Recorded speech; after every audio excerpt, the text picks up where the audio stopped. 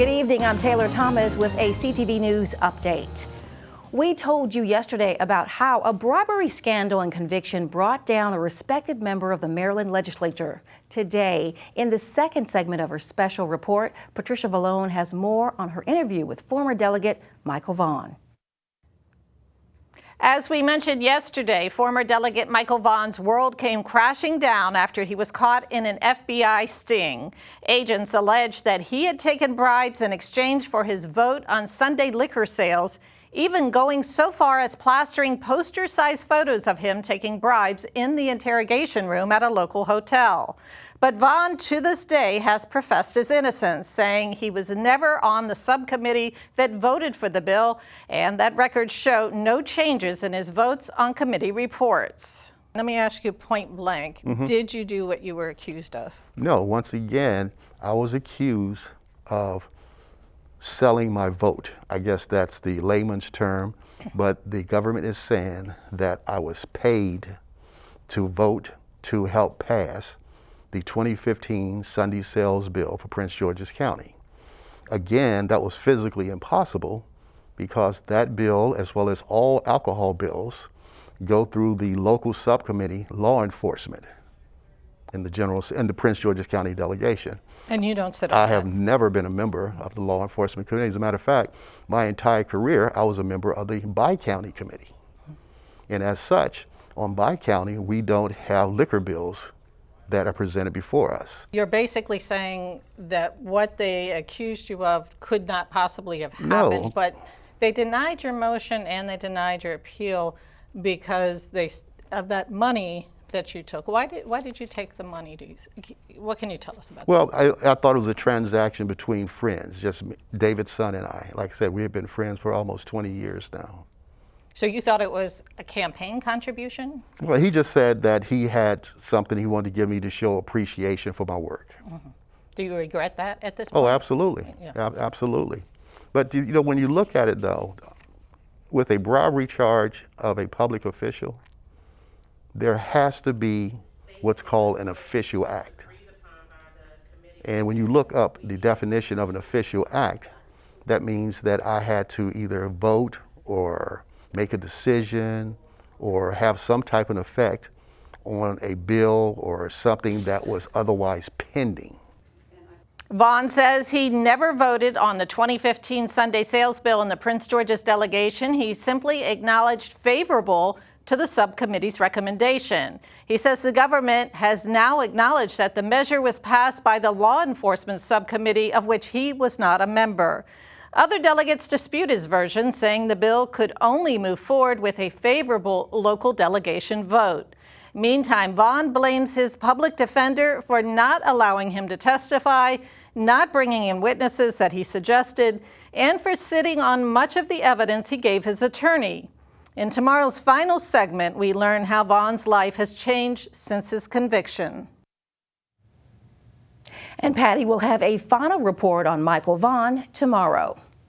Here are the latest COVID-19 numbers for our area. The Maryland Health Department has confirmed 1,777 new cases. The positivity rate in Prince George's is at 14.08%.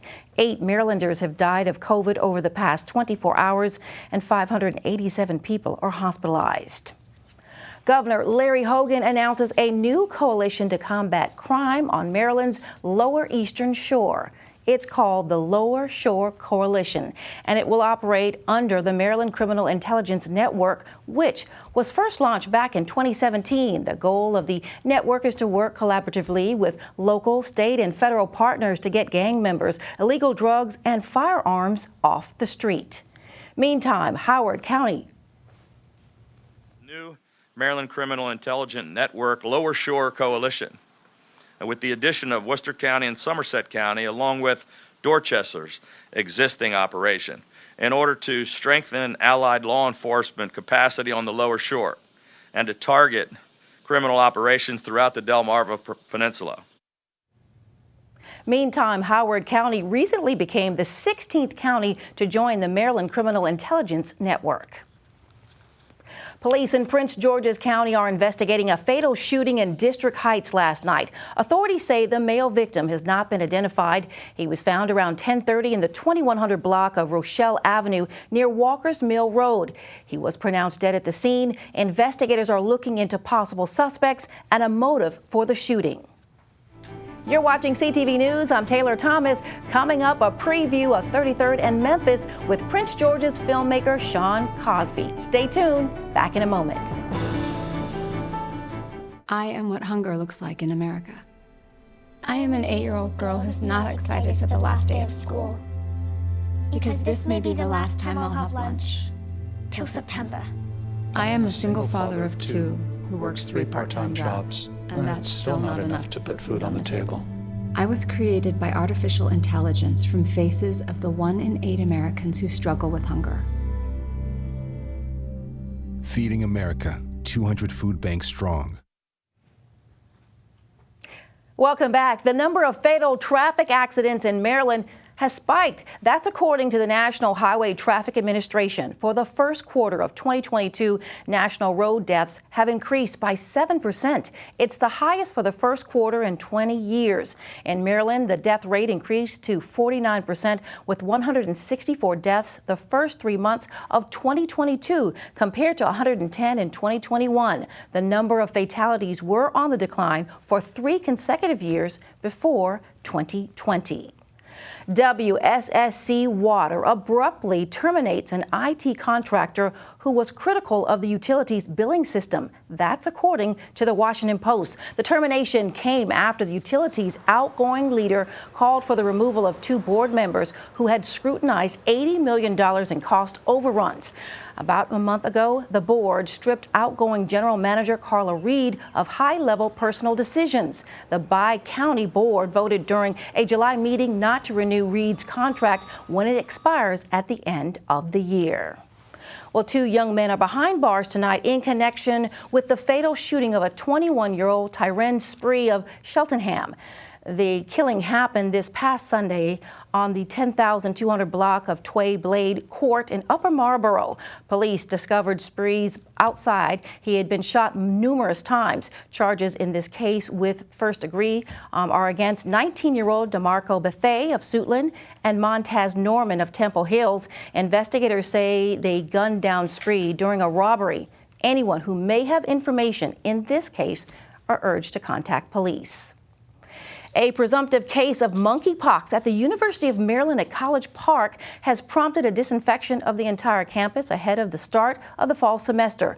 The person has been identified as a staff member. University health officials say the person has taken the needed medical steps to protect others from getting it. An email was sent out to staff and students about the symptoms of the virus and precautions to take. The symptoms include fever, headache, swollen lymph nodes, and blisters that appear on the face, in or around the mouth, and on other body parts. The university's health department says if you are experiencing any of these symptoms, you should call them at 301-314-3184. That's 8184. Classes, by the way, at the University of Maryland at College Park begin on August 29th.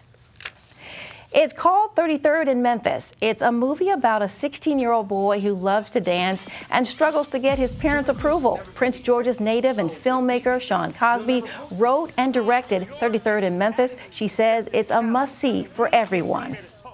It's a family-friendly film, and you're going to see a lot of different narratives than you're used to seeing in films. You're going to see fathers that love their families and provide for their families and stay home with their families. You're gonna see young African-American children who get straight A's and are respectful and read books and are interested in science and dance. You know what I mean?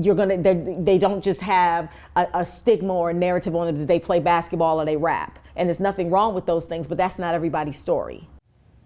33rd in Memphis premieres Monday, August 22nd at 7 p.m. at AFI Silver Spring. We'll have more on the movie tomorrow. The federal student loan moratorium is scheduled to expire soon, as borrowers anxiously await word from President Biden on whether it will be extended by Biden, if you recall, extended the date to August 31st after a long hiatus that began at the beginning of the pandemic in March of 2020. That means borrowers must begin repaying their debt starting September 1st, unless the president extends the pause further. Meantime, there have been no word from the administration or the Department of Education. And still ahead on CTV News tonight, sports with Laurencia Moten. Stay with us. Coming up, the Terps football team looks to improve their offense in more ways than one. This year we need to turn it up way more and really get big runs to show that we can really run this ball. I'm Laurencia Moten, and I'll have that story for you soon. 145 over 92. 180 over 111. I had a heart attack and a cardiac arrest and then a stroke. Your blood pressure numbers could change your life. If I would have followed a treatment plan, I would not be in this situation. Lowering your high blood pressure could save you from a heart attack or stroke. If you've stopped your treatment plan, restart it or talk to your doctor about creating one that works better for you. Start taking the right steps at manageyourbp.org. Now I'm, trying to get better, stronger than ever.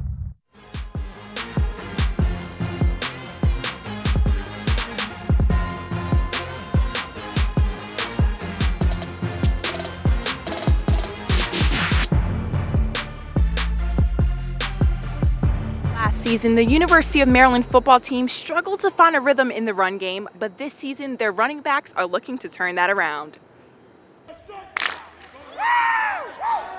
With an experienced quarterback and a talented group of receivers, the Terps have built up a great passing attack that found a lot of success last season in the Big Ten. Maryland is coming off of a winning season and a bowl victory, accomplishments worth mentioning, but more than 57% of their snaps last year were pass dropbacks. This season, the Terps will need to gain more from the run game in order to improve on last season's 7-6 overall record. This year, the running back room is the least experienced, but during the offseason, redshirt freshman back Roman Henry worked on all aspects of his game in order to contribute this season. A lot that I worked on this past summer and spring especially. It's just, kind of getting in the playbook and familiarizing myself with everything, stepping up, and we got a big role, a lot of shoes to fill. So I feel like the biggest strides that I took in my game was, just familiarizing myself and being confident. We're gonna make mistakes, but I think bouncing back and getting back to neutral, is like our coach says, is something that I worked on. So that's probably the biggest thing that I'll say I took a big step forward in. As a team, in order to improve, the two key aspects that need to be worked on are 1, run blocking, which is a weakness. A year ago, the team emphasized the need for the line to improve in that area. And 2, pass protection, which is something that sophomore Kobe McDonald said has been harped on in practice. Pass protection, reads, for sure, learning the defense, because we know every play is pre-snap. Most of the time it's mental. So you read the defense, you basically know where you're going to run the ball, like knowing we're going to puncture on cuts and like home run plays. I feel like last year we lacked that a lot. Like we had some explosive runs, but I feel like this year we need to turn it up way more and really get big runs to show that we can really run this ball. All in all, the Terps running back room has the ability to make a big change in the 2022-23 season. And with their help, a more balanced offense will be developed, which will be key in the Terps' ability to be better than they were last year. In College Park, Laurencia Moten, CTV Sports.